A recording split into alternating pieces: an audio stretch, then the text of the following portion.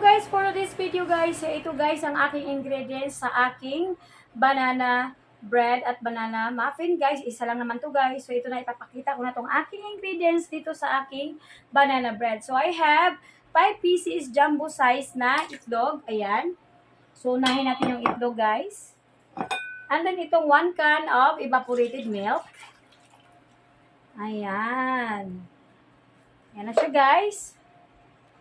And then guys, isunod kong aking salt na 1/2 teaspoon. Ayan, pag-balance ng sweet.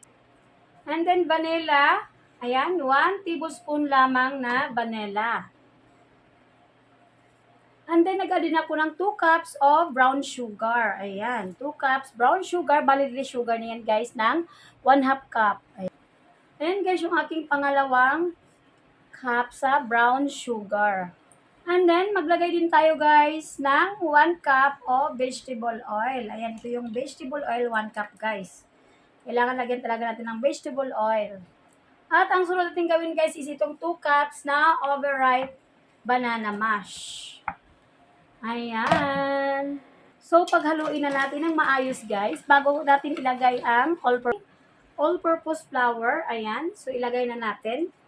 And then, halu-haluin lang natin guys ng maayos na wala na siyang. So, okay na guys, ganito na yung tamang pagkahalo sa